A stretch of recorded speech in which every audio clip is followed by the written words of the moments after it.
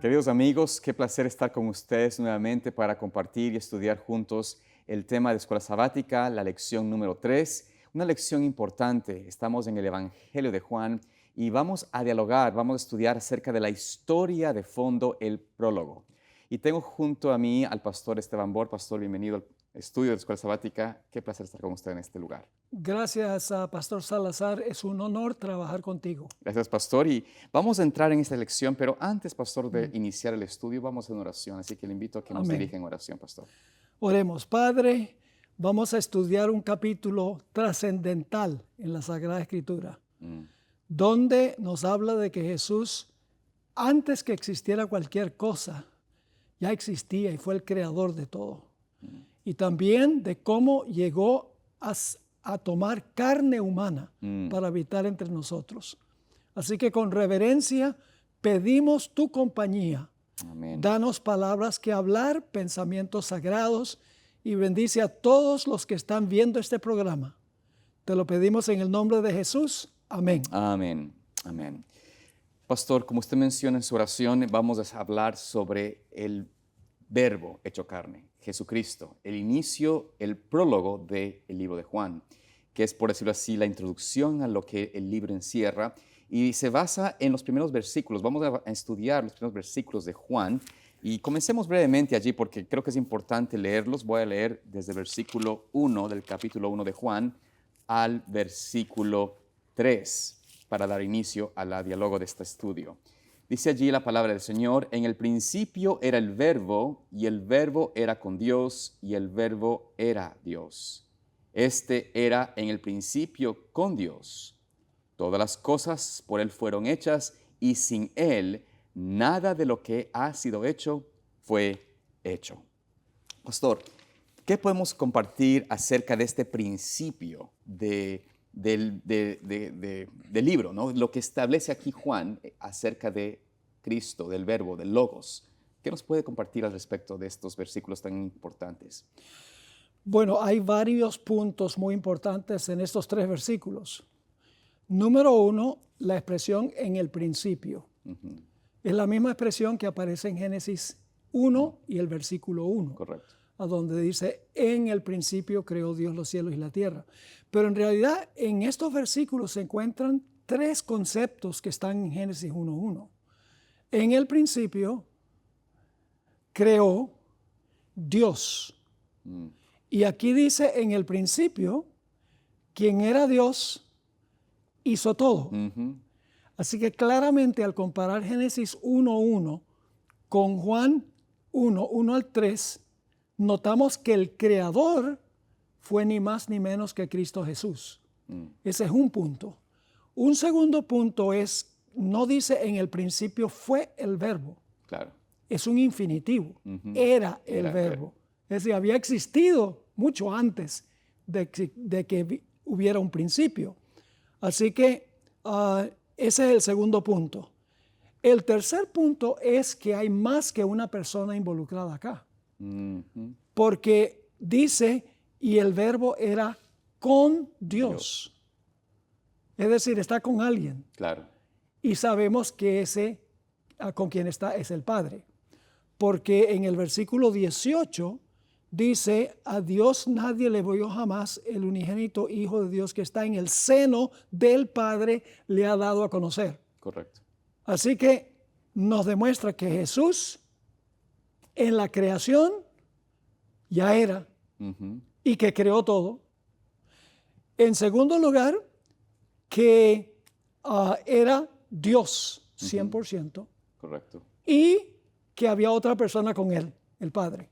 Pastor, esto es importante porque presenta la realidad de que Jesucristo es Dios, es un ser que ha sido eterno, es preexistente, no tiene, por decirlo así, un inicio. Él estaba, desde el inicio de la tierra, Él estaba antes de él con Dios, y nuevamente hace una afirmación de que Él era Dios, o sea, de que el Verbo, Jesucristo, era Dios.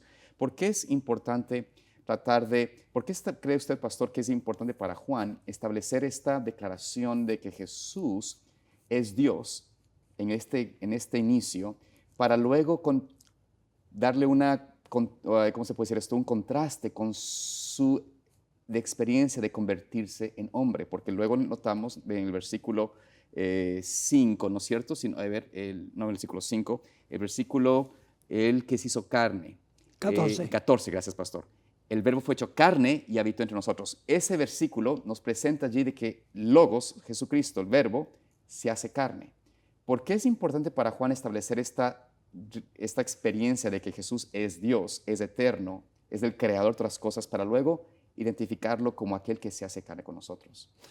Bueno, a través de todo el libro, la gente no hubiera tenido ningún problema con que él fuera hombre. A través de todo el libro de Juan. Claro, claro. La cuestión es si es Dios, si es el Mesías. Y de los 4 evangelios, el evangelio que más le da realce a la divinidad de Jesús es precisamente el evangelio según San Juan. Porque uno ve vez tras vez los milagros de Jesús, la resurrección de Lázaro, la resurrección. Todo demuestra que Jesús no solamente fue un ser humano, sino que era Dios en la carne.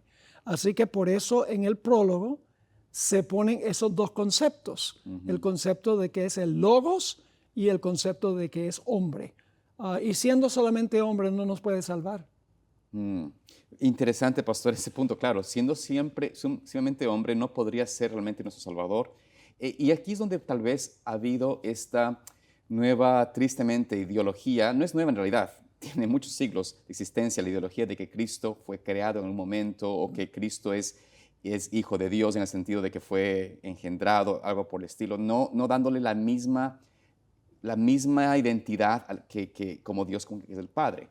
¿Qué podríamos decir? ¿Por qué es el hombre, por qué el enemigo usa esta ideología, esta teología de poner a Cristo como criatura? ¿Cuál es el fin de Jesucristo de traer esta ideología aquí a nuestro medio? El punto es que si Cristo no es 100% Dios, no nos puede salvar. En el Evangelio, según San Juan, dice que no hay vida eterna fuera de Jesús. Pero para darnos vida eterna, tiene que tener vida en sí mismo.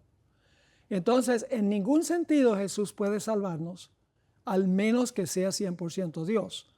Satanás odia el concepto de que Jesús es Dios y Jesús es hombre, porque él sabe que Jesús, para podernos salvar, tenía que tener 2 naturalezas en una sola persona. Tenía que ser hombre y tenía que ser Dios. Y tal vez también parte Satanás de su mismo celo o envidia del Señor, como menciona la Biblia, que fue lo que originó su rebelión. Ese celo o esa envidia que tuvo de Jesucristo. La Biblia nos presenta de que Satanás, Lucifer, tuvo el deseo de usurpar, de tomar el lugar de Cristo o hacerse semejante a Jesucristo. Y parece que de ese pensamiento, esos celos de Jesús, aún en la vida, aún en la experiencia aquí en la tierra, aún después del pecado y todo esto, él se busca de alguna forma desacreditar la persistencia de Cristo, y por eso esta filosofía, arianismo, ¿no? de tener una idea de que Cristo fue creado, de que es inferior al Padre, de que no es igual que el Padre. Todo esto tiene tal vez un origen en la misma rebelión de Lucifer, y por eso es que también se empuja mucho en el tiempo actual, inclusive dentro de la misma iglesia, la idea de que Cristo no es igual que el Padre, sino inferior al Padre. El asunto es que Lucifer en el cielo le dijo a los ángeles, él es igual que yo. Entonces, ¿por qué razón el Padre lo favorece a él y no a mí? Ese es el argumento de él. Claro. Aquí tengo, ahora que mencionas eso, Sí. Génesis 1:26 está relacionado con Juan 1 y versículo 1. Dice, entonces dijo Dios, hagamos al hombre a nuestra semejanza, conforme a nuestra imagen, conforme a nuestra semejanza. Ahí el Padre le está hablando al Hijo. La hermana White escribió en Primeros Escritos 145, Satanás fue una vez un ángel a quien se honraba en el cielo, el que seguía en orden a Cristo. Su semblante, como el de otros ángeles, era benigno y denotaba felicidad. Su frente alta y espaciosa indicaba poderosa inteligencia. Ujú. Su figura era perfecta y su porte noble y majestuoso. Ahora viene la parte clave. Pero cuando Dios dijo a su Hijo, hagamos al hombre a nuestra imagen, Satanás sintió celos de Jesús, Ujú. que es Wow. precisamente lo que tú estabas mencionando hace unos momentos. Correcto. Así que a Satanás le conviene rebajar a Jesús. ¿Con qué propósito? Para exaltarse él. Claro. Cuando una persona habla mal de otra persona, es para hacerse ver bien en comparación con el otro. Por supuesto. No, y todo claro, y parte de la artimaña es llevar a las personas a no respetar o quizás a no confiar en el poder de la palabra de Dios, de Cristo mismo, de poder tener la certeza de que Cristo no solamente nos salvó, pero también nos dio un ejemplo de vivir, cómo debemos vivir, o sea, cómo seres humanos podemos vivir en sumisión al Padre, voluntaria al Padre, sumisión al Señor, y también recibir de Dios esa fortaleza, esa nueva vida para vivir vidas victoriosas. Entonces, todo tiene un trasfondo de quitar la confianza, la fe en la palabra de Dios. Y Juan, como usted mencionó, pastor, trajo esta, por excelencia, el Evangelio de Juan trae esa declaración, esta afirmación de que Cristo es uno con el Padre, es igual que el Padre, es la misma sustancia que el Padre, y por ende no es criatura, no es inferior, sino más bien a través de Cristo se hizo la creación. Ahora, avanzando en la lección. Tal vez Sí, podría pastor. mencionar Claro, un por punto supuesto. más. Y es que aunque el Padre y Jesús Sí, en su naturaleza están en un nivel de igualdad, hay un orden funcional Por entre el supuesto. Padre y el Hijo. El Hijo se sujeta a la voluntad del Padre. por forma voluntaria. Sí, claro. Él se sujeta voluntariamente a la autoridad del Padre. Claro. Y todo lo que hace es para glorificar al Padre. Ujú.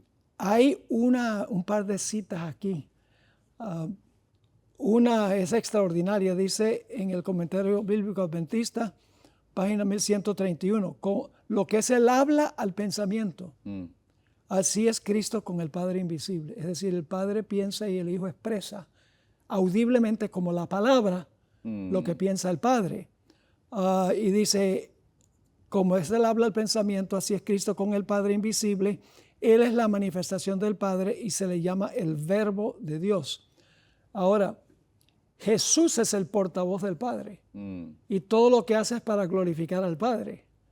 Se sujeta a la autoridad del Padre, Claro. aunque están sobre un nivel de igualdad como personas. Es como, por ejemplo, algo que yo arguí muchísimas veces cuando pertenecía al Comité sobre la Ordenación de la Mujer. Por supuesto. Porque yo decía, si la mujer está sujeta al hombre, entonces la mujer es inferior al hombre. Era el argumento que usaban. Pero en realidad, el esposo y la esposa están en un nivel de igualdad como personas. Por La supuesto. esposa no es inferior, No. pero la esposa está sujeta a la autoridad del padre, del esposo. Esposo. Así que tenemos que entender que aunque están en un nivel de igualdad, hay un orden funcional en términos de lo que hacen. Tal vez puedo leer una cita más Por supuesto. del apóstol Pablo, 1 Corintios 8:6, dice, para nosotros, sin embargo, solo hay un Dios, el Padre. Solo hay un Padre, en otras palabras, del cual proceden todas las cosas y nosotros somos para Él, y un Señor Jesucristo por medio del cual son todas las cosas. Es decir, la creación es del Padre por medio del Hijo. En todos los textos del Nuevo Testamento que hablan sobre la relación del Padre y el Hijo, la creación es iniciativa del Padre por medio de Jesucristo. No hace que Jesús sea inferior, sino que Jesús funcionalmente, voluntariamente, se ha colocado bajo la autoridad del Padre. Amén, pastor.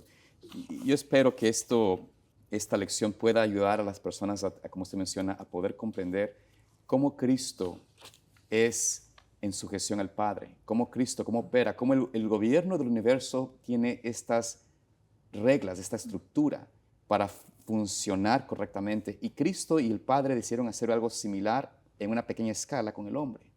Tristemente, estamos viendo las consecuencias de la rebelión a este concepto del Señor, no solamente en el nivel de digamos, de ideología, pero a nivel de familias, de iglesia, de sociedad, de países. Así que todo esto es parte del desviarse del concepto. Y Cristo nos presenta un ejemplo claro de cómo debe ser nuestra actitud.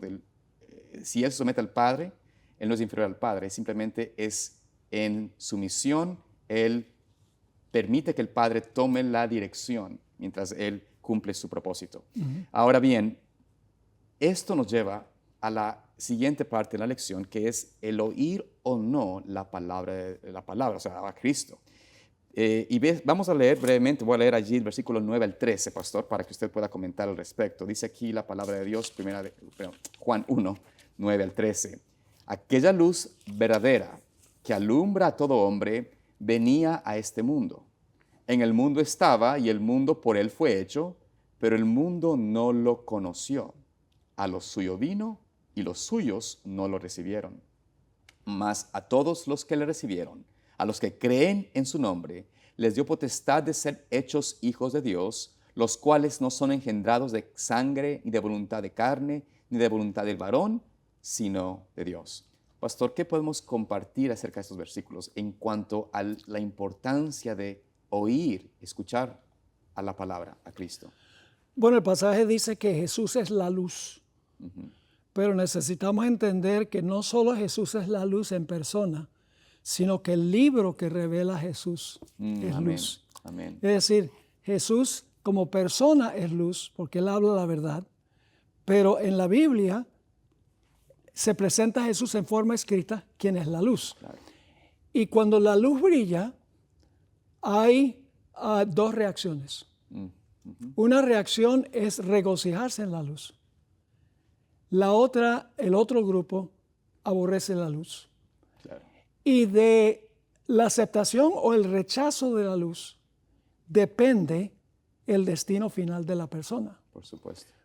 Por ejemplo, el Salmo 119, 105 dice, lámpara es a mis pies tu palabra y lumbrera mi camino. Eso demuestra que la palabra escrita es la luz. Por supuesto. Cuando uno tiene una campaña evangelística, la gente que asiste, cuando uno hace un llamado, claro. Algunos se regocijan en la luz. Por supuesto. Y claro, el predicador se alegra también. Claro. Pero hay otro grupo que se va enojados porque no les gustó la luz. O sea, que uno puede ver, cuando uno predica un sermón, uno puede ver dos poderes obrando con la gente que está escuchando. Algunos gozosos en conocer algo que no conocían antes y otros enojados con la luz. Y puede ser el pueblo, por ejemplo, el pueblo escogido, Israel. A los suyos vino y no le recibieron, claro. Aunque Él era la luz, porque en Juan 1 se enfatiza mucho de Jesús como luz, como luz, pero las tinieblas amaron más a los seres humanos que la luz. Y ese es el peligro de quizás de muchos de nosotros en la misma iglesia, en el pueblo de Dios, que hemos quizás tenido experiencia de conocer a Cristo, de enamorarnos de Él, de entregar la vida al Señor en un momento, pero si no hemos realmente alimentado, esa luz se puede ir apagando. Si nosotros claudicamos en guardar, estudiar la Escritura, en no escudriñar lo que enseña, no creer en lo que nos dice, eventualmente vamos a empezar a aborrecer las tinieblas, porque los judíos tenían la Escritura, delante de ellos tenían la oportunidad de conocer, tuvieron los profetas, pero llegaron al punto de tomar una costumbre, una experiencia simplemente de liturgia, de actos externos y no permitir que la palabra realmente alumbre el corazón y por ende, como usted menciona, pastor, amaron más las tinieblas que la luz. Entonces, tenemos esa advertencia porque los que no reciben la luz son ¿cómo se puede decir eso? Son rechazados finalmente, ¿no? Por su misma elección, no porque Cristo los rechaza, sino porque ellos escogieron las tinieblas. Pero la promesa aquí es de que a todo aquel que le recibe, a todo aquel que cree, es constituido como hijo de Dios. Eso nos habla no solamente del poder de la palabra, pero también de la obra de Dios de engendrar en una forma espiritual, por la fe, a nuevos hijos e hijas para el reino de los cielos. Todos somos hijos de Dios por creación, pero no todos somos hijos de Dios por redención. Ujú. Todo ser humano fue creado originalmente por el que hizo Adán y Eva. Claro. Pero solamente los que reciben a Jesús son hijos e hijas de Dios por redención. Ujú. Ahora, lo interesante es la siguiente sección, el miércoles. Claro. Está relacionada con esto. Un punto que yo no sabía antes es el uso de la palabra pistis. Pistis. No se usa en el Evangelio según Sí, San eso es Juan. lo que mencionaba. Sí. El sustantivo no se usa pistis, se usa pistiuo, que es el verbo, la forma Correcto. verbal. Se usa 98 veces en el Evangelio según San Juan. Claro.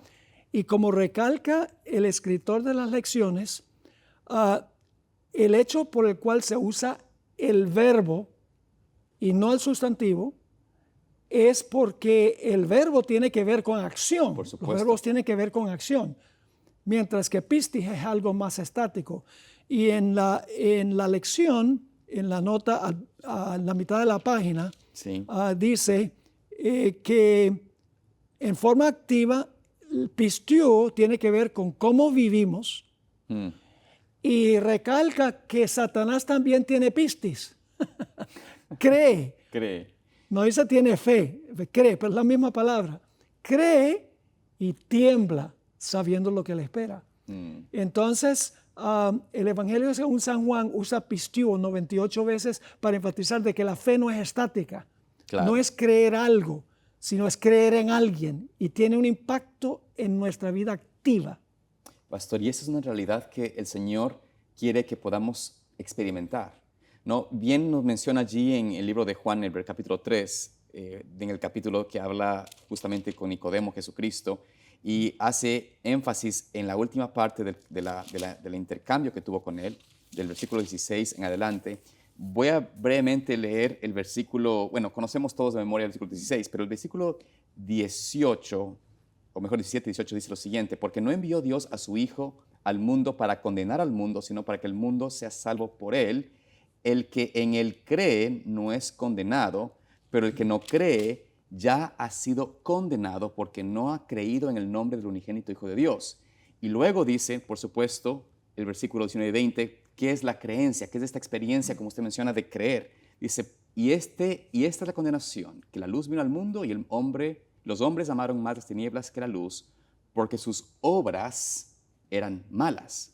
Porque todo aquel que hace lo malo aborrece la luz y no viene a la luz para que sus obras no sean reprendidas. Mas el que practica la verdad viene a la luz para que sea manifiesto, que sus obras son hechas en Dios. Entonces, es una experiencia de acción, de mostrar que lo que cree uno se refleja en una actitud, en una obra, en victoria, en experiencia de crecimiento. Amén.